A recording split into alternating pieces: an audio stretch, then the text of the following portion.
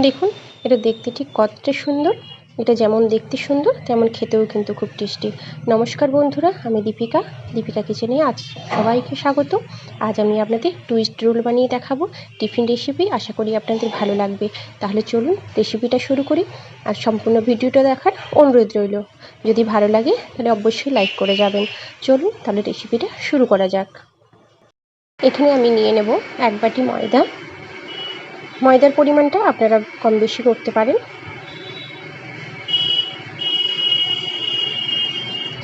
এবারে নিয়ে নেব 2 চামচ সাদা তেল আর পরিমাণ মতো নুন।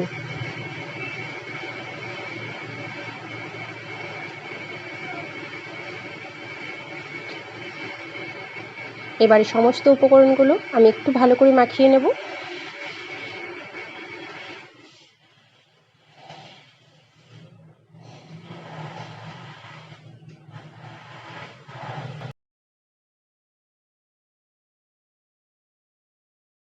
দেখবেন এরকম হাতের মধ্যে মুঠো হয়ে যাচ্ছে, তখন ভাববেন এটা খুব ভালো মতো মাখানো হয়ে গেছে। এবারে অল্প অল্প জল দিয়ে আমি এটা ভালো করে একটা ডো বানিয়ে নেব।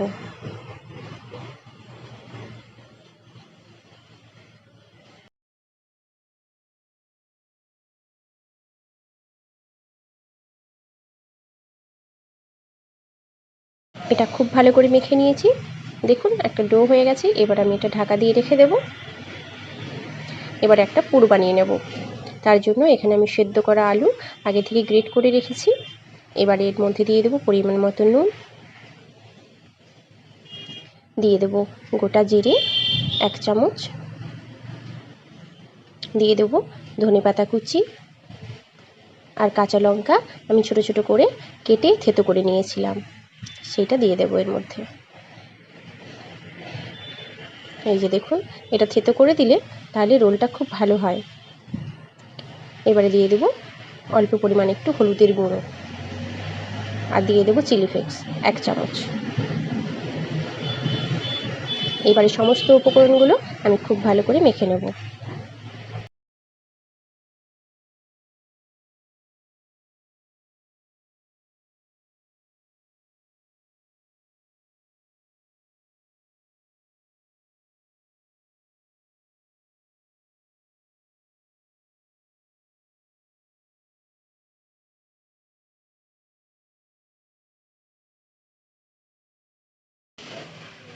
দেখুন এটা আমি খুব ভালো করে মেখে নিয়েছি।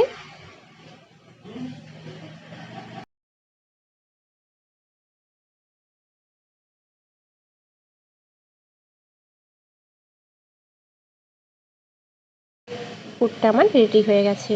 এবারে আমি এই যে লেচিটা যেগুলো ঢাকা দিয়ে রেখেছিলাম ডোটা, তা থেকে কিছু লেচি কেটে নেব। দেখুন এটা ঢাকা দিয়ে রাখার জন্য কতটা নরম হয়ে গেছে। এবার এখান থেকে আমি যতগুলো লেচি হবে আমি একটু বানিয়ে নেব।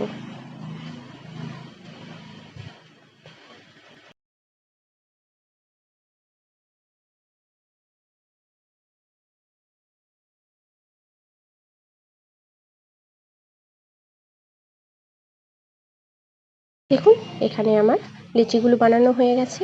এবার এখান থেকে একটা নিয়ে বাকিগুলো আমি ঢাকা দিয়ে রেখে দেবো, যাতে বাতাস লেগে শক্ত না হয়ে যায়। এবার এখানে নিয়ে নেব একটু ময়দা দিয়ে আমি লিচিটা বেলে নেব।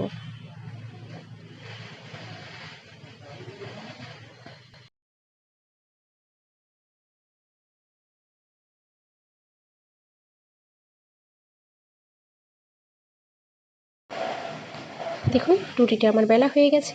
এবার ধার থেকে আমি একটু কেটে নিচ্ছি, যাতে 4 সাইডটা একটু সমান হয়। এভাবে দুটো সাইডে আমি কেটে নেব।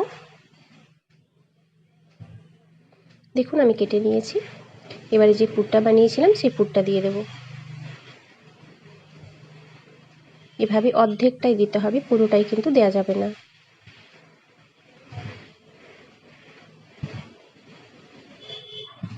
আমার দেওয়া হয়ে গেছে। এবারে যে অর্ধেকটা রুটি বাকি আছে আমি সেইটা মুড়ে দেব। এই যে ঠিক এইভাবে।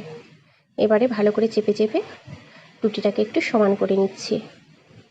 পুরগুলো যাতে সব দিকটাই সমানভাবে থাকে তার জন্য একটু চেপে চেপে দিচ্ছি।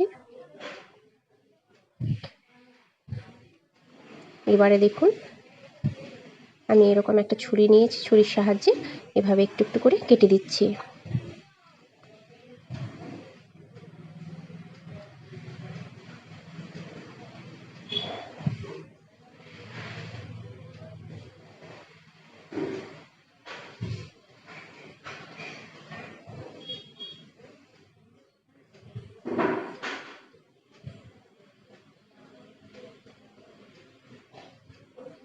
দেখুন এটা আমার সুন্দরভাবে কাটা হয়ে গেছে।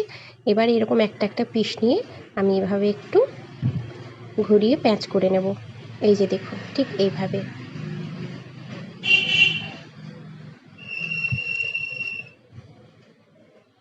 দেখুন এগুলো ঠিক দেখতে কতটা সুন্দর লাগছে। এই যে এইভাবে পাকিয়ে পাকিয়ে আমি সমস্তগুলো বানিয়ে নেব।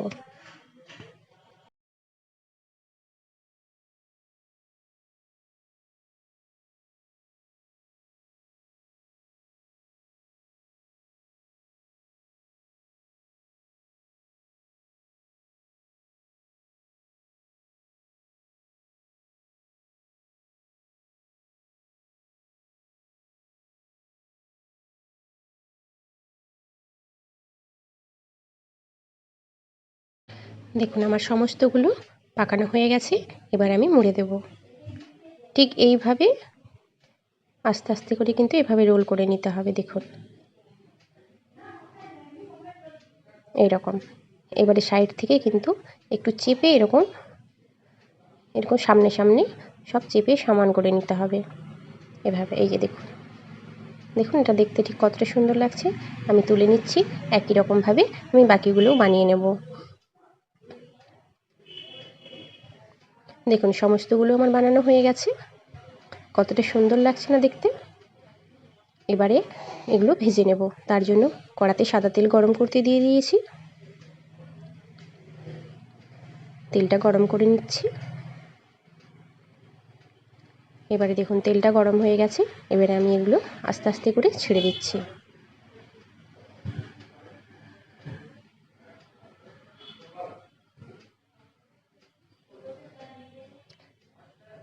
দেখুন এগুলো আমি একটু সময় নিয়ে ভেজে নিয়েছি। এই যে ভাজা হয়ে গেছে।